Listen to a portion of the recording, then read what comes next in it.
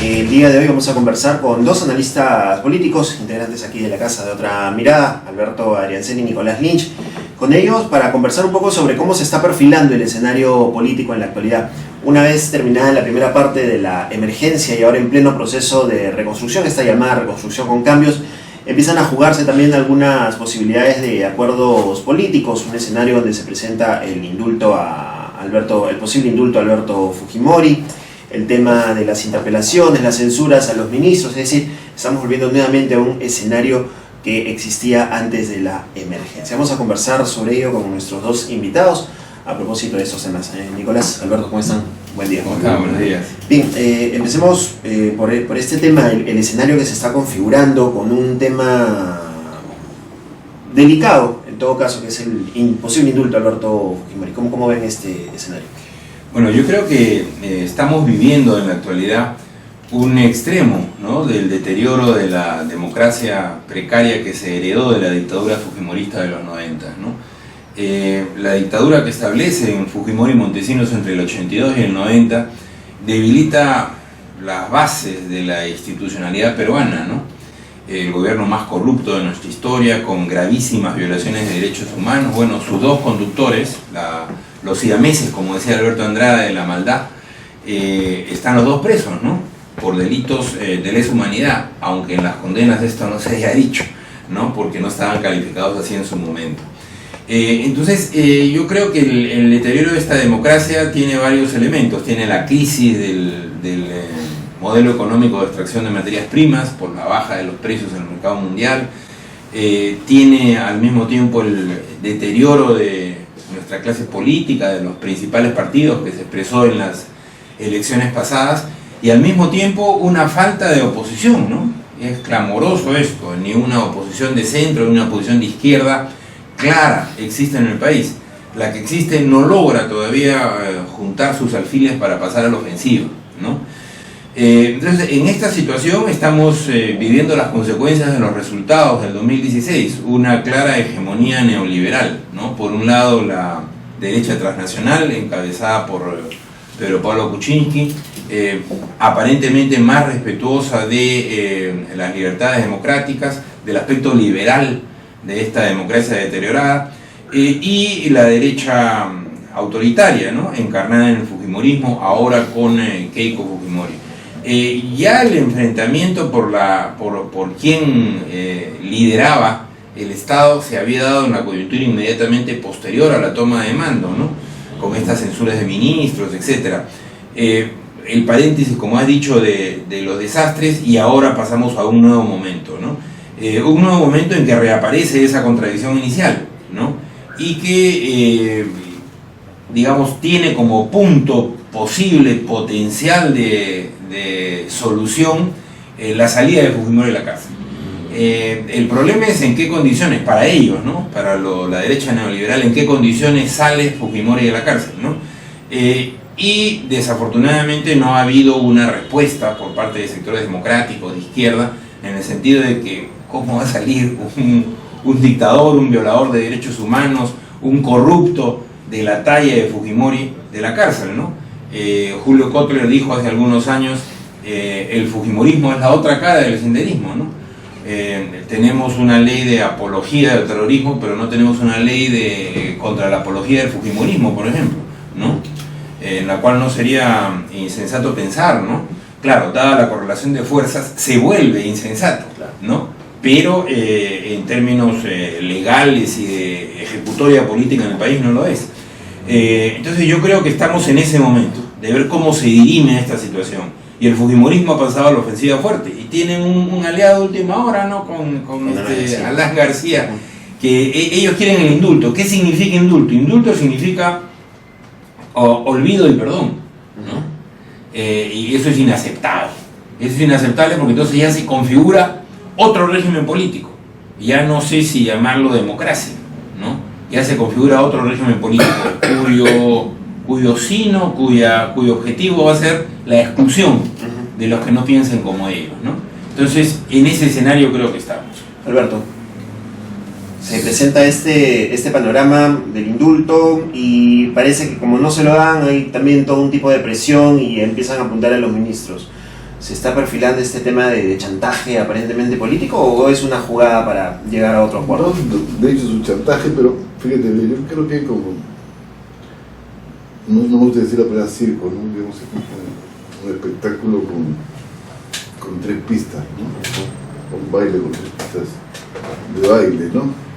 Uno de los que se mencionaba, que es el fujimorismo, que tiene una dinámica más o menos propia y que curiosamente genera problemas a todos los sectores comprometidos a favor y en contra. O sea, le genera problemas al fujimorismo porque es visible que Alberto Fujimori quiere salir inmediatamente de la cárcel para convertirse en una especie de demiurgo o de árbitro en esta pelea entre Keiko y Kenji, ¿no? Lo cual afecta el liderazgo y la estrategia de Keiko, ¿no? Y Keiko le pide al gobierno que lo indulte para demostrar que la fuerza que tiene, ¿no? Y a su vez eso le genera problemas al PPK, que quiere voltear la página porque hay gente que no quiere voltear la página. Es decir, es un primer escenario que todo está conflictuado, ¿no? El segundo escenario es el que Humala, ¿no? Que nos retornar un poco, como decía Nicolás, a la época montesinista, ¿no? O sea, chupones telefónicos, audios que aparecen de improviso, medios que presentan información de hace 6 años como si fuera nueva, gente que entrega audios nuevos, que ha sido militante del nacionalismo y que después se pasó al senderismo, y que tiene audios que nadie tenía, y nadie se pregunta entonces por eso quién grabó, cómo llegaron los audios.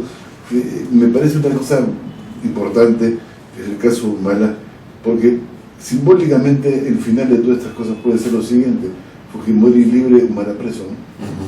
Y la tercera pista es una cosa mucho más compleja, más de mediano y largo plazo, que también ha sido mencionado por Nicolás. Creo que estamos asistiendo a una conformación de un nuevo bloque en el poder, ¿no? La resolución de todo este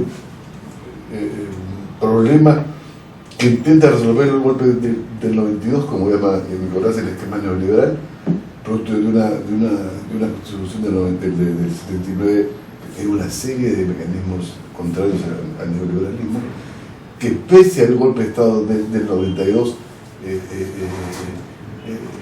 la derecha económica, en fin, que sustenta en este modelo, pasa cada 5 años presa en angustia, ¿no es cierto? Eso fue el año 2006 con Humala, eso fue el 2011 cuando ganó Humala, eso fue el 2016 con la posible paso al segundo lugar de Mendoza, y por lo tanto se está tejiendo un consenso excluyente efectivamente de la izquierda en una doble vía, ¿no? Tres vías: cultural, por ejemplo.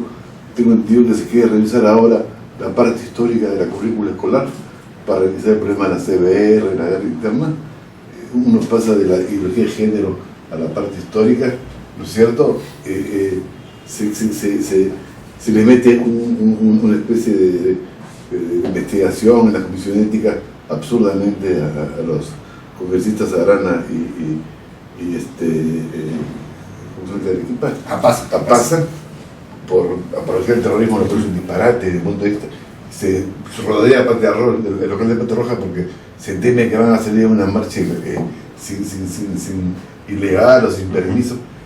Y además entonces es un proceso que tiene a su vez aproximaciones entre el APRA y el fujimorismo que son visibles.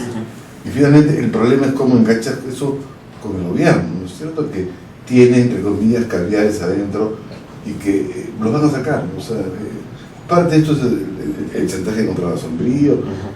Es decir, estamos en un momento que se viene una resolución, ¿no? Por pedazos, pero y que el hilo conductor, desde el punto de vista de todos estos problemas, es el problema de la nueva hegemonía que se logra organizar, cuyos buques sensibles va a ser que se va a mantener el número de firmas para ser legal como partido, ¿no es cierto? Si quiere incorporar una cosa que es, en mi opinión, ya pues inaceptable, 3 años de antigüedad del partido para postular, con lo cual lo nuevo se desaparece, se va a bloquear todas las salidas, pero todo eso está organizado en función, desde el punto de vista, a las pistas, al escenario de Fujimori, al escenario de pista de Humala, y este proceso de constitución. Ahora, aparentemente con lo que plantea el señor Adriancén, también perfilamos una figura en donde Fujimori podría quedar libre, Humala aparentemente preso, Toledo prófugo, un García aplaudiendo desde el balcón, y una izquierda totalmente rezagada, ¿no? Pero ¿qué tanto hace la izquierda también por salir de ese rezago cuando vemos que están en el Congreso divididos, afuera todavía con una serie de organizaciones que no logran todavía un consenso para generar algo fuerte para el 2021? Yo veo dos cosas, ¿no? Primero, el tema de la corrupción, que me parece que es una variable central también en la coyuntura. O sea, cómo ordena o desordena el tema de la corrupción, la manera como se ubican los actores políticos, ¿no? A mí me parece que la corrupción que ha salido a la luz en los últimos meses es de alguna manera una radiografía de esta precariedad democrática, ¿no? De esta democracia que impide nuevos partidos, que impide el reclamo popular, o sea, impide la democratización. Esta corrupción yo creo que abarca el conjunto de los actores políticos. De hecho, ya ha puesto el dedo en los tres últimos gobiernos, Humala, García y Toledo, ¿no? De manera más grave en Humala y Toledo hasta ahora, ¿no? Pero, en fin, están todos esperando nerviosos el 1 de junio cuando se publiciten las delaciones premiadas del Brasil, ¿no? Para ver si ahí le cae el guante a García o no le cae el guante, ¿no? Esto explica también las movidas de García en la última etapa, ¿no? Tratando de ser el amigo elegido de los poderes fácticos y diciendo yo estoy limpio y los demás están sucios, y por lo tanto después de esta batahola yo puedo salir como el próximo líder democrático, aunque creo que el electorado ya está bastante decepcionado de su figura como para que eso vaya a suceder. Pero en fin, ¿a qué me refiero? A que esta corrupción devela la precariedad de este orden, ¿no? Devela el carácter, digamos, limitado de esta democracia. O sea, del 2001 en adelante, la promesa que plantea Valentín Paniagua se frustra, no puede realizarse, ¿no? Entonces, yo creo que esto es un elemento más de crisis. La corrupción se convierte en un elemento más de crisis. Podría ser la piedra de toque de esta crisis, ¿no? En este abarcamiento general a todos los gobernantes de los últimos 25 años. Fujimori y Montesinos preso, Toledo claramente no solo investigado, sino ya acusado específicamente de corrupción, García en veremos, pero con serios problemas por las iniciales que aparecen en todas partes, Humala y Nadine Heredia también en este momento acusados de diversos temas de corrupción. Entonces el conjunto del sistema aparece como inviable, ¿no? Y efectivamente, frente a esta situación que sería una oportunidad de oro para un recambio democrático, las fuerzas que podrían liderarlo no aparecen todavía a la altura de las circunstancias. Digamos, la coyuntura está procesándose, no ha terminado, no es que haya un sector victorioso y otro derrotado todavía. Por lo tanto, yo sí creo que hay posibilidades de una alternativa democrática. Y yo creo que hay posibilidades de una alternativa democrática que debe de juntar al conjunto de fuerzas de centro y de izquierda que deseen una democracia progresista, abierta, tolerante en este país, ¿no? Y ojalá que la urgencia de esta perspectiva pueda restañar las divisiones existentes, ¿no? Porque las divisiones existentes, hasta donde yo conozco, no son por problemas de fondo, ¿no? Yo creo, tampoco diría que por problemas personales, son por problemas de ubicación política, ¿no? De los diversos grupos, sectores, facciones, etc. Entonces estamos en un proceso que yo creo probablemente en un tiempo corto nos pueda brindar, sí, una alternativa a esto que se pudre, ¿no? Para cualquiera que lo quiera ver, se pudre. Alberto, comentarios finales sobre este tema. Yo estoy de acuerdo, me parece una realidad básica, ¿no? Que hay que decir 10 veces o 100 veces que la transición que inició Paniagua ha fracasado, ¿no? Y que estamos en la obligación de crear las condiciones de otra nueva transición. Me parece fundamental partir como base política, como un esquema político del que hacer. Dos, algo que me olvidé decir, detrás del conflicto Humala está Ana García, ¿no? O podría estar Ana García, porque las grabaciones son del 2011, cuando García era el presidente, él tenía acceso a la inteligencia.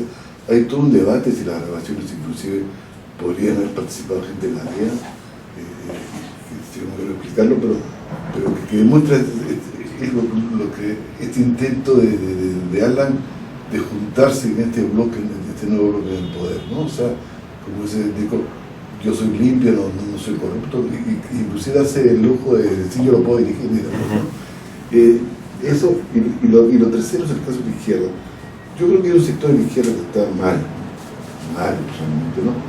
Este parlamentario que se abstiene en la votación en la Comisión de Ética, cuando se vota, se investiga a Arana y ya pasa por apología de terrorismo, me parece que es una muestra del grado de error, ¿no es cierto?